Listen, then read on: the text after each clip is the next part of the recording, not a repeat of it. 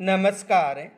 हमारा जो टॉपिक चल रहा था राजस्थान की प्रमुख सभ्यताएं, और ये जो सभ्यताएं हैं ये मानक पुस्तकों के आधार पर तैयार की गई हैं। तो आज हम राजस्थान की जो प्रमुख सभ्यताओं में जो शेष सभ्यताएं बच गई हैं उनके बारे में चर्चा करेंगे। पहली सभ्यता है बालाथल सभ्यता।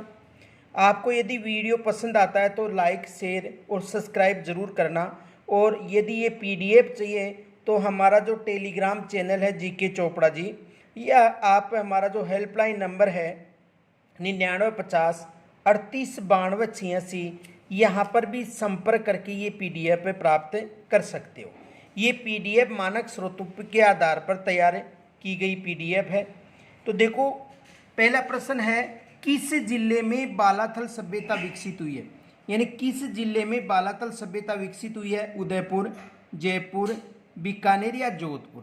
तो देखो, बालाथल सभ्यता किस जिले में विकसित हुई है? उदयपुर जिले में। इसमें क्या आएगा? ए। देखो, उदयपुर जिले के वल्लभनगर तहसील के बालाथल ग्राम में 1993 में पूना विश्वविद्यालय के प्रोफेसर वीएन मिश्र, वीरेंद्र नाथ मिश्र, याद रखना, वीएन मिश्र या वीरेंद्र नाथ मिश्र के निर्देशन में उत्खनन हुआ है। तो ये प्रश्न यहाँ से एक तो उत्खनन पूछा जाता है किसके द्वारा? प्रोफेसर वीएन मिश्र के द्वारा। और कब किया गया था? 1993। अगला प्रश्न है, कौन सा आहड़ बनास संस्कृति का पुरातात्विक स्थल है जो राजस्थान के उदयपुर जिले की वल्लभनगर तहसील में स्थित है? यानी आहड़ बनास संस्कृति का ये केंद्र है, जो आपको आहड़ संस्कृति में मैंने लिखाया था। बदर, ब में है बख्तरपुरा, स में है अकबरपुरा और द में है बालाथल। तो इसमें दोस्तों बालाथल आएगा। यानी कौन सा आहड़ बनास संस्कृति का पुरातात्विक स्थल जो राजस्थान के उदयपुर जिले की वल्लभनगर तहसील में स्थित है? बालाथल। देखो व्याख्या क्या है, उदयपुर शहर के दक्षिण पूर्व में बेडच नदी के निकट, कई बार पूछा जाता है कि बालाथल किस नदी के तट पर? बेडच या आयड़ नदी के तट पर।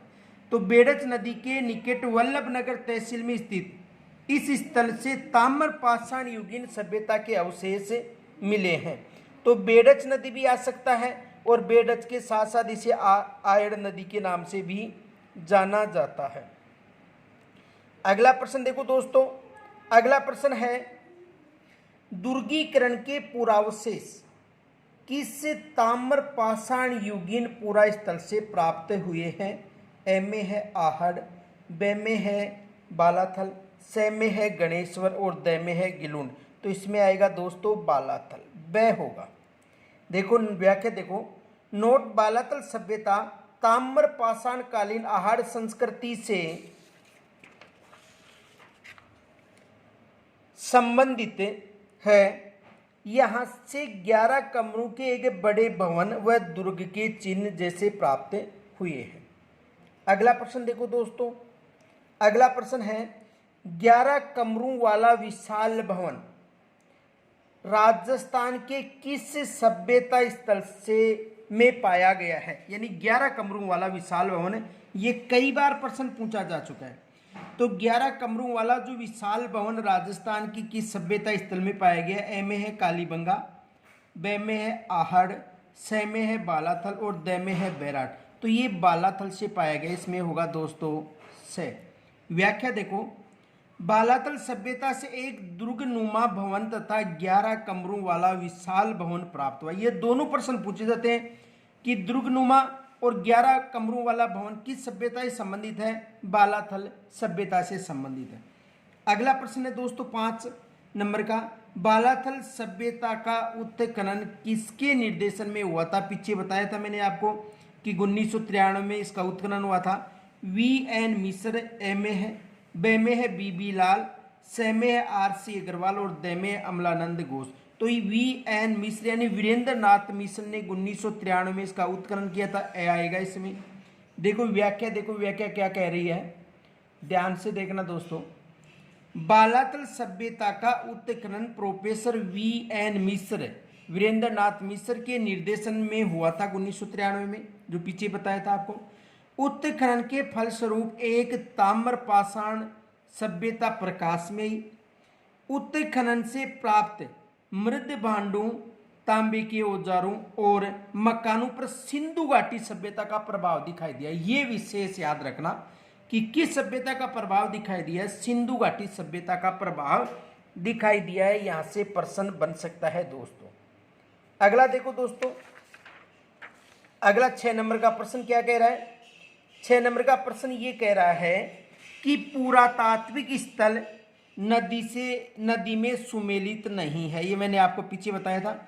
देखो जोधपुर है, ए में साबी नदी, बे में है ओजियाना खारी नदी, से में कालीबंगा खारी नदी और द में है बालाथल कांतली नदी।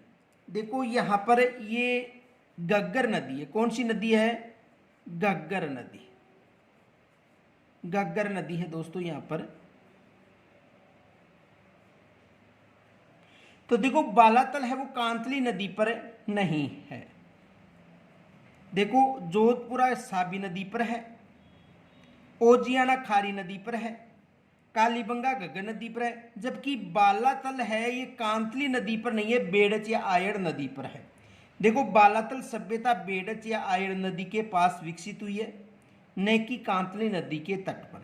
कांतली नदी के तट पर गणेश्वर सभ्यता विकसित हुई है। यहाँ पर देखो घग्गर नदी है दोस्तों, ये याद रखें। अगला प्रश्न है 7 नंबर का, राजस्थान का कौन सा प्रागैतिहासिक स्थल ताम्र पाषाणी काल से संबंधित है?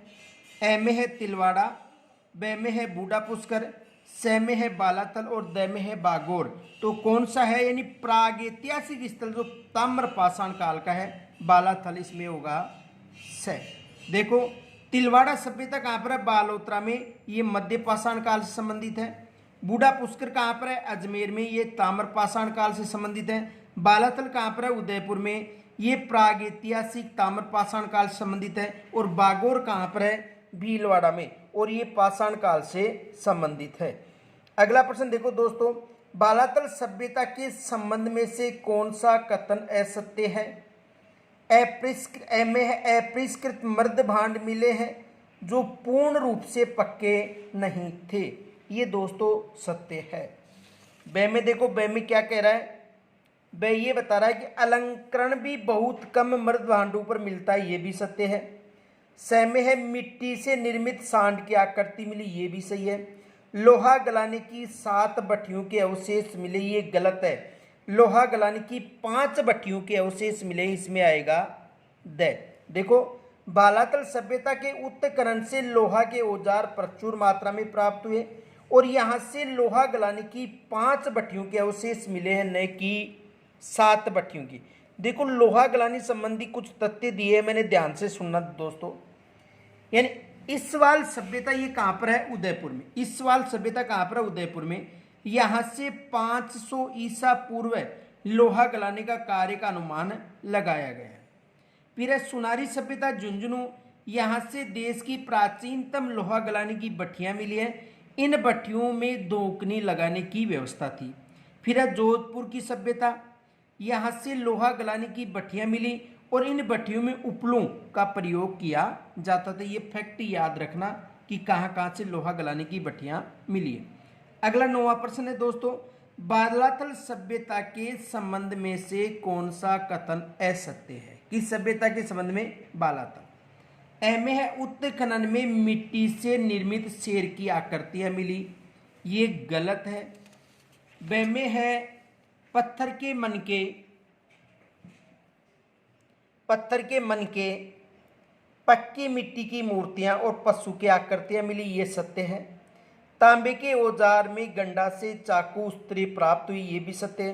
तांबे के चूलदार बाणों के अग्रभाग तथा तांबे के सिक्के मिले, ये भी सही है। यानी उसमें ए होगा, क्योंकि मिट्टी से निर्मित शेर की आकृति नहीं मिली थी दोस्तों। किसकी आकृति मिली थी? सांड की आकृति मिली थी। देखो ये रहा। बालातल सभ्यता उत्खनन में मिट्टी से बनी सांड की आकृतियां मिली हैं, जिनका प्रयोग संभवतः पूजा के लिए किया जाता था। अगला यहाँ से तांबे के सिक्के मिले हैं, जिन पर हाथी व चंद्रमा की आकृतियां हैं। 10वां नंबर का प्रश्न देखो दोस्तों, बालातल के संबंध में से कौन सा कथन असत्य है? यहाँ से 7वीं सदी ईसा पूर्व का हाथ से बुना हुआ कपड़े का टुकड़ा प्राप्त हुआ है। ब में लोहा युग का नलकूप होने का संकेत प्राप्त हुआ है। स में कर्णफूल, गले का आहार की लटकन आदि आभूषण मिले। और द में यहाँ के निवासियों में मिश्रित अर्थव्यवस्था प्रचलित थी। तो देखो यहाँ से 7वीं सदी का नहीं, 5वीं सदी ईसा पूर्व का हाथ से बुना हुआ कपड़े का अवशेष मिला है।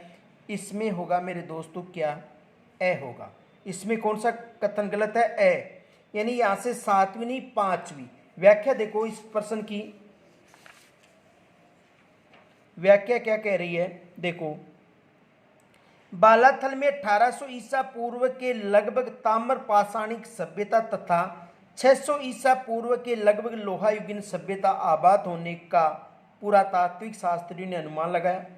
यहाँ से 5वीं सदी ईसा पूर्व का हाथ से बुना हुआ कपड़े का एक टुकड़ा प्राप्त हुआ है, जबकि मैंने 7वीं बताया था, 5वीं आएगा।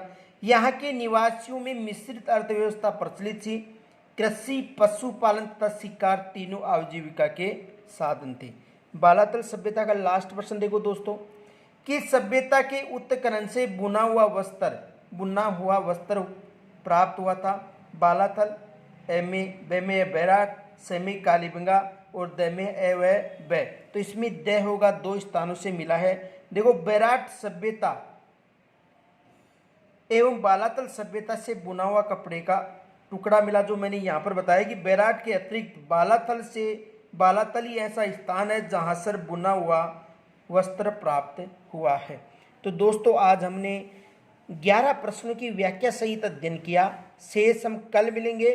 आपको यदि वीडियो पसंद आता है तो आप लाइक कीजिए, और लाइक करने के बाद आप मेरे पास मैसेज कीजिए और PDF प्राप्त कीजिए, और इस वीडियो को अपने साथियों के पास शेयर जरूर करना दोस्तों। धन्यवाद, नमस्कार, राम राम सा।